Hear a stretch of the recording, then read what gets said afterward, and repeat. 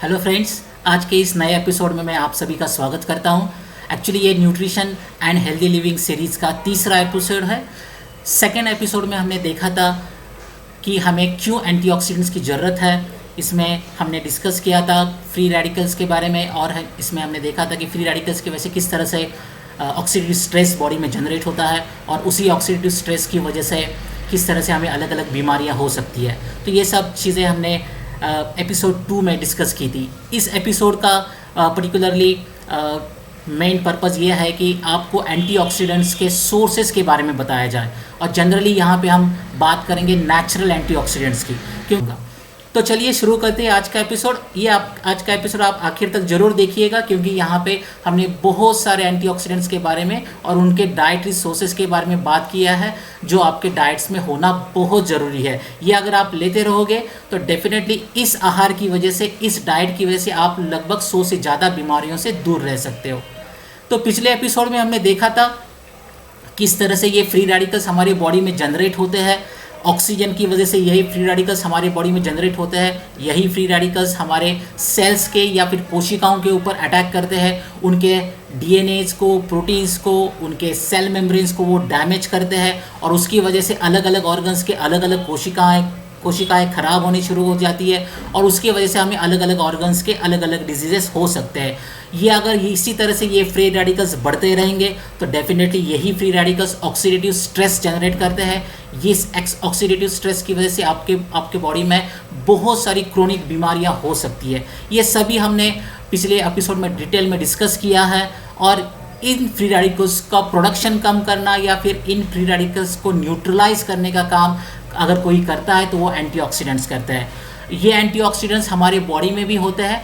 कुछ एंटीऑक्सीडेंट्स हमें बाहर से लेने पड़ते हैं, जो बॉडी में होते हैं वो बहुत कम मात्रा में होते हैं, इसलिए हमें एंटीऑक्सीडेंट रिच डाइट बहुत ही इम्पॉर्टेंट है, और जिसमें हम मॉडर्न लाइफस्टाइल में या फिर अभी जो हमारी दिनचर्या है उसमें हम एंटीऑक्सीडेंट रिच डाइट नहीं ले रहे हैं, क्योंकि हम ज़्यादा से ज़्यादा पैकेज फूड का यूज़ करते हैं, या फिर हम ज़्यादा से ज़्यादा फास्ट फूड या फिर जो होटलिंग होते हैं वहाँ पे जाना पसंद कर रहे हैं। उसकी वजह से हम नेचुरल डाइट के से बहुत दूर जा रहे हैं, और उसकी वजह से हम नेचुरल एंटीऑक्सीडेंट्स नहीं ले पा रहे हैं। तो इस बीमारियों से अगर हमें बचना है, इस ऑक्सीडेटिव स्ट्रेस से हमें बचना है, इन फ्री रेडिकल्स से अगर हमें हमारी सेल्स को बचाना है तो डेफिनेटली हमें एंटीऑक्सीडेंट चाहिए, क्योंकि यही एंटीऑक्सीडेंट सुपर हीरोज़ की तरह काम करते हैं और हमारे सेल्स को बचाते हैं।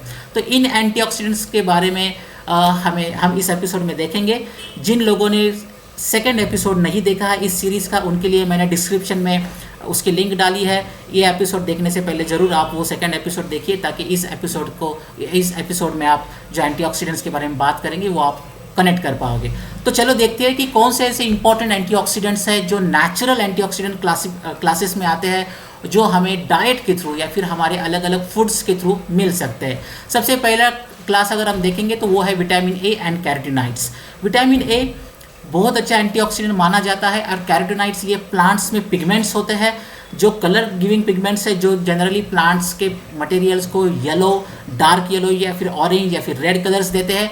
ये पिगमेंट्स और ये विटामिन ए बहुत अच्छे एंटीऑक्सीडेंट्स माने जाते हैं। ये एंटीऑक्सीडेंट्स आपको हार्ट की प्रॉब्लम्स हो या फिर मेजरली आई रिलेटेड जो डिसीजेस है, हमारी आँखों के हेल्थ के लिए बहुत अच्छे माने जाते हैं। तो ये अगर आपको लेने हैं तो डेफिनेटली आपके आहार में, आपके डाइट में ये सब चीज़ें होनी चाहिए। सबसे अच्छा सोर्स माना जाता है कैरेट की, बचपन से ही हमने स्कूल में भी पढ़ा है। अगर विटामिन ए हमें कैरेट से मिलता है या गाजर से मिलता है।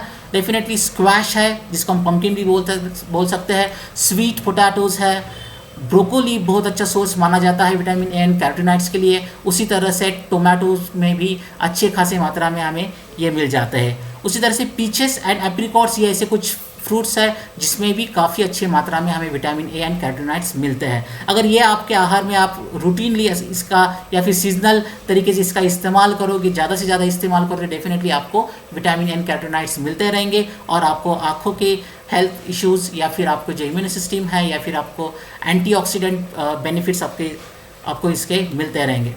अगर अगला क्लास अगर हम देखेंगे तो वो है विटामिन सी। ये भी बहुत पावरफुल अच्छा एंटीऑक्सीडेंट है, जो नेचुरल एंटीऑक्सीडेंट क्लास में आता है, जो हमें अलग अलग फ्रूट्स से और वेजिटेबल से मिल सकता है। डेफिनेटली सबसे अच्छा अगर विटामिन सी का अगर कोई सोर्स है तो वो सिट्रस फ्रूट्स हम जिसको बोलते हैं, जिसका मतलब है ऑरेंजेस एंड लेमन। ये दोनों भी बहुत आसानी से हमें मिल जाते हैं और बहुत अच्छी तरह से आप इसका यूज़ करके रूटीन डाइट में आप इनको इंक्लूड करके काफ़ी अच्छी खासी मात्रा में आप विटामिन सी को कंज्यूम कर सकते हो।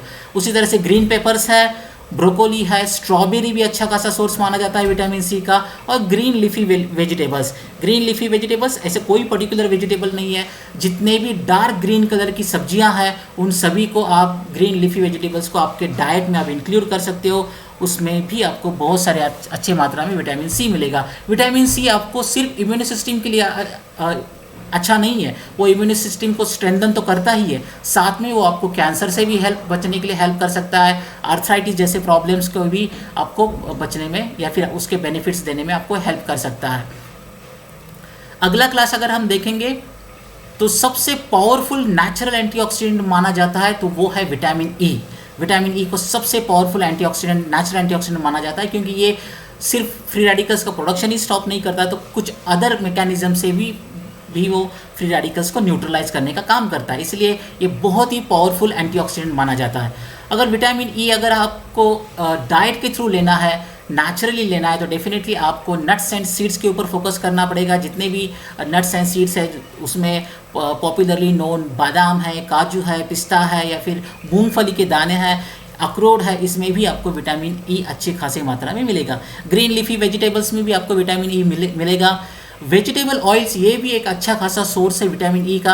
आजकल तो बहुत सारे वेजिटेबल ऑयल्स को फोर्टिफिकेशन के थ्रू विटामिन ई डाला जाता है। अगर आप आपके डाइट के जो वेजिटेबल ऑयल है जो आप किचन में यूज़ करते हो, उसमें भी अगर आप पैकेट के ऊपर देखोगे तो वहाँ पे लिखा होता है कि फोर्टिफाइड विद विटामिन ई, तो वो भी एक अच्छा खासा सोर्स आपको मिल जाता है। और होल ग्रेन्स मतलब जो पूरे के पूरे जो हमारे ग्रेन्स है, जैसे कि गेहूँ है, बाजरा है, मक्का है, ज्वार है, इसमें भी आपको अच्छी खासी मात्रा में विटामिन ई मिलेंगे। विटामिन ई के फ़ायदे बहुत है। विटामिन ई स्ट्रॉन्ग एंटीऑक्सीडेंट माना जाता है, इसलिए जितने भी फ्री रेडिकल्स एसोसिएटेड प्रॉब्लम्स है, वो हार्ट के रिलेटेड हो या फिर वो आपके कैंसर प्रिवेंशन के लिए बेनिफिट हो सकता है, साथ में वो आपके आर्थराइटिस या फिर जॉइंट के इसमें भी यूज़फुल हो सकता है। इम्यून सिस्टम के भी वो स्ट्रेंथन करने का काम करता है, साथ में वो आपको एजिंग भी स्लो करने का काम करता है, जो सबसे ज़्यादा अच्छा खासा फ़ायदा माना जाता है विटामिन ई का।